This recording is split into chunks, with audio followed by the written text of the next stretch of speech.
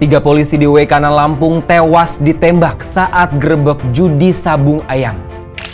Oknum TNI penembak 3 polisi di W Kanan ditangkap. Ex Kapolres Ngada dipecat dari Polri, langsung ajukan banding. Presiden resmikan smelter emas Freeport di Gresik senilai 10 triliun rupiah. Prabowo resmikan 17 stadion berstandar FIFA. Pengangkatan CPNS 2024 dipercepat jadi Juni 2025. Ini arahan Presiden. Brutal, sekelompok orang keroyok jukir dalam minimarket hingga tewas di Bandung. Kabar duka, Mat Solar Bajai Bajuri meninggal dunia. Bersama saya Muhammad Skardi, inilah berita-berita headline iNews ID hari ini. 3 polisi di Kabupaten W Kanan Lampung tewas di berondong tembakan saat menggerebek lokasi judi sabung ayam. 3 polisi yang meninggal yakni Kapolsek Negara Batin Ibtu Lusianto dan 2 anggotanya Bribka Petrus Aprianto dan Bribta M. Galip Suryaganta. Tiganya tewas akibat luka tembak di bagian kepala. Peristiwa ini terjadi di Kampung Karangmanik, Kecamatan Negara Batin, Kabupaten W Kanan, Provinsi Lampung, Senin sore pukul 16.50 waktu Indonesia Barat. Ketiganya menggerebek lokasi judi sabung ayam dalam operasi yang dilakukan Polres W Kanan dibantu anggota Polsek Negara Batin. Sementara lokasi judi sabung ayam yang digerebek diduga milik anggota TNI, yakni Kopral Kepala berinisial B dan Pembantu Letnan 1 berinisial L. Kabid Humas Polda Lampung Kombes Yuni Iswandari menjelaskan kronologi kejadian berawal dari 17 personil Polres W Kanan yang mendatangi tempat perjudian sabung ayam. Saat tiba di lokasi, para personil langsung ditembaki sehingga 3 personil gugur dalam tugas. Yuni menyebutkan ketiga jenazah telah dievakuasi dari lokasi dan dibawa ke Rumah Sakit Bayangkara Polda Lampung untuk proses otopsi dan pengusutan lebih lanjut. Kapolda Lampung Irjen Helmi Santika juga sudah ke TKP dan fokus mengamankan anggota yang lainnya. Sementara Karopenmas Divisi Humas Polri Brigjen Trunoyudo Wisnu Andiko mengatakan Polri berduka atas gugurnya 3 polisi di W Kanan saat menjalankan tugas sebagai abdi masyarakat. Trunoyudo memastikan pengusutan kasus ini juga dibantu oleh Polda Lampung dan Polres W Kanan. Oknum TNI penembak 3 anggota Polri saat menggerebek judi sabung ayam di Kampung Karangmanik, Negara Batin, Kabupaten W Kanan Lampung telah ditangkap.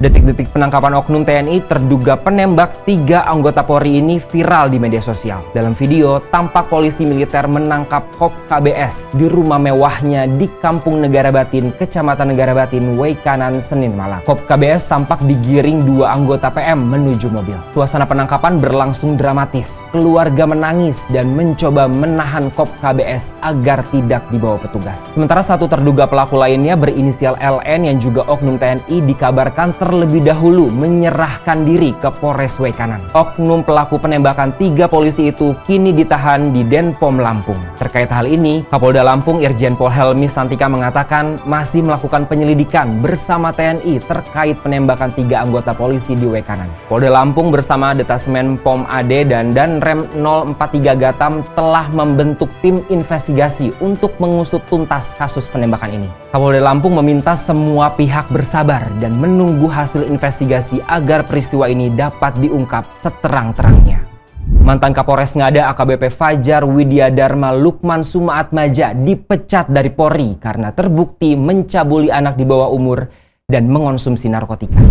Kepala Biro Penerangan Masyarakat Divisi Humas Polri Brigjen Trunoyudo Wisnu Andiko dalam konferensi pers di gedung TNCC Mabes Polri Senin malam mengatakan Fajar dijatuhi sanksi pemberhentian tidak dengan hormat karena terbukti bersalah dalam sidang etik yang digelar Komisi Kode Etik Polri atau KKEP. Fajar disebut terbukti bersalah karena melecehkan, merekam, dan mencabuli anak di bawah umur saat menjabat sebagai Kapolres Ngada. 3 anak yang menjadi korbannya masing-masing berusia 6 tahun, 13 tahun, dan 16 tahun. Fajar juga menyebarkan video pornografi para anak di bawah umur ke situs internet. Kronologi kasus ini terungkap berawal dari laporan kepolisian Australia ke Divisi Hubungan Internasional Polri yang menemukan adanya video pencabulan anak yang diunggah ke situs porno. Dari penyelidikan, video tersebut diunggah dari kota Kupang. Selain 3 anak di bawah umur, ada juga korban Fajar lainnya berusia 20 tahun berinisial SHDR. Fajar juga terbukti mengonsumsi narkoba. Trunoyudo mengatakan atas putusan pemecatan dengan tidak hormat itu, Fajar Widyadharma Lukman Sumaatmaja mengajukan banding. Komisioner Kompolnas Muhammad Khoirul Anam yang turut menghadiri sidang KKEP terhadap Fajar mengatakan mantan Kapolres Ngada itu ternyata sudah lama berbuat asusila. Bukan hanya di satu hotel, tetapi juga di beberapa tempat lainnya. Selain itu, Fajar sudah lama terlibat penyalahgunaan narkoba. Bahkan perwira menengah Polri itu tersandung kasus narkoba lebih lama dari tindak asusila. Presiden Prabowo Subianto meresmikan Precious Metal Refinery atau pabrik penghasil emas di Gresik, Jawa Timur, Senin kemarin. Pabrik tersebut merupakan fasilitas smelter milik PT Freeport Indonesia. Pabrik emas ini menjadi yang terbesar di Indonesia dengan nilai investasi mencapai 630 juta dolar Amerika Serikat atau setara dengan 10 triliun rupiah. Prabowo dalam sambutannya berharap proyek strategis ini mampu menciptakan hingga 8 juta lapangan pekerjaan. Dengan berdirinya industri ini, bahan baku emas mentah bisa berubah menjadi sejumlah produk. Ini dinilai hal yang penting bagi Indonesia yang tidak hanya menjual bahan baku, tapi juga barang-barang produk akhir dengan nilai tambah yang sangat besar. Prabowo juga mengaku bersyukur Indonesia punya fasilitas pemurnian emas ini.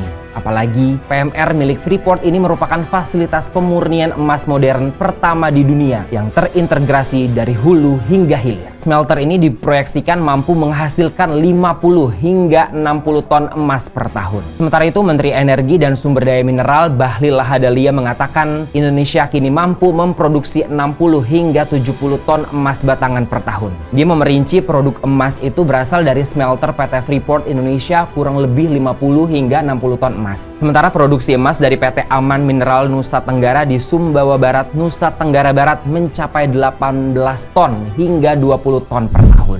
Presiden Prabowo Subianto meresmikan 17 stadion berstandar internasional FIFA.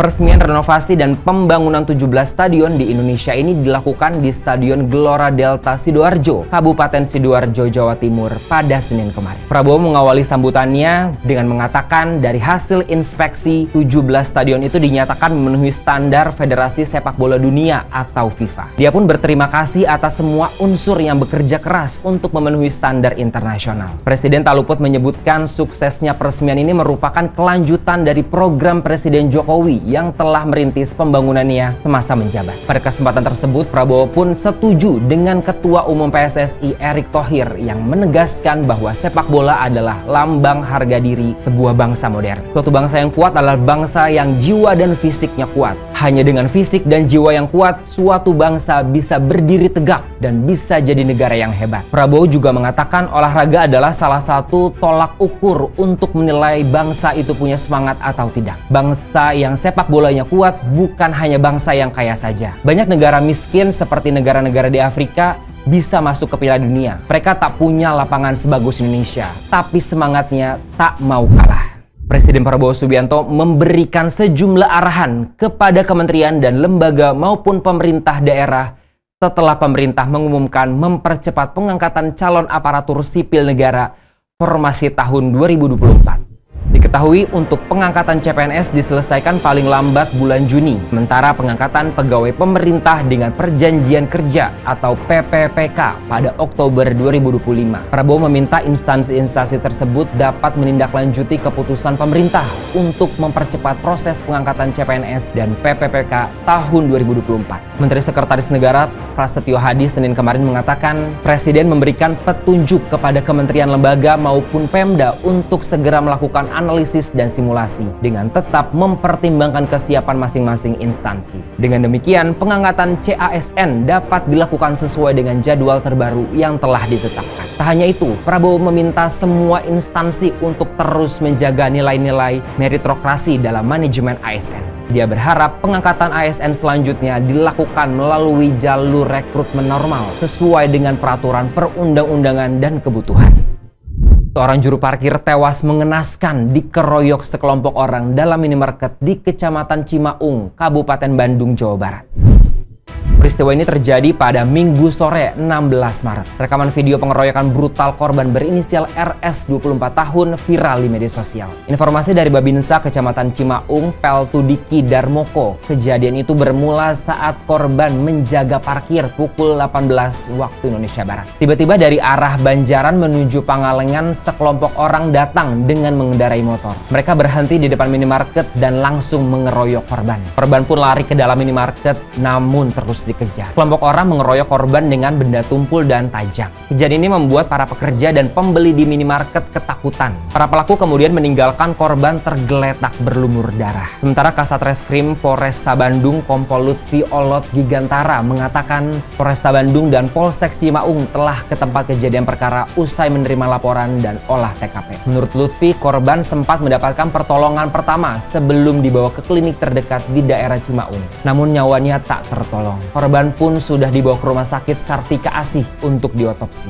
Lutfi menegaskan polisi sudah mengidentifikasi para pelaku dan sedang melakukan pengejaran. Polisi juga masih menyelidiki motif para pelaku mengeroyok juru parkir itu hingga tewas. Kabar duka kembali datang dari dunia hiburan Indonesia. Pesinetron Mat Solar meninggal dunia di usia 62 tahun. Sahabat sekaligus lawan main Mat Solar di sinetron Bajaj Bajuri, Rieke Diah Pitaloka yang ditemui di rumah duka menjelaskan Mat Solar meninggal di Rumah Sakit Pondok Indah Senin pukul 22.30 waktu Indonesia Barat. Artis sekaligus politisi ini mengatakan Mat Solar sebelum meninggal mengalami batuk-batuk sehingga dibawa ke Rumah Sakit Pondok Indah. Jenazah pemeran Bang Juri dalam sitkom Bajaj Bajuri itu dimakamkan Selasa di TPU Daiman Cimanggis, Ciputat. Rieke juga mengenang momen manis bersama Mat Solar selama menjalani syuting bersama. Menurutnya, Mat Solar merupakan sosok panutan dalam akting sekaligus sahabat yang luar biasa. Rieke juga mengajak untuk mendoakan Mat Solar dan keluarganya. Dia yang tengah membantu Mat Solar menghadapi sengketa tanah lewat perannya di DPR, berharap kasus tersebut lekas selesai sehingga keluarga mendiang bisa mendapatkan haknya kembali. Sebelum meninggal dunia, Mat Solar diketahui mengalami stroke beberapa kali selama beberapa tahun terakhir. Putra Mat Solar, Haidar Rashad atau yang akrab disapa Popon, pada September 2024 lalu mengungkapkan kondisi kesehatan ayahnya tidak berubah signifikan selama menjalani pengobatan beberapa tahun. Sehari-hari Mat Solar hanya terbaring di tempat tidur. Demikianlah berita-berita headline iNews ID hari ini. iNews ID, cepat terpercaya.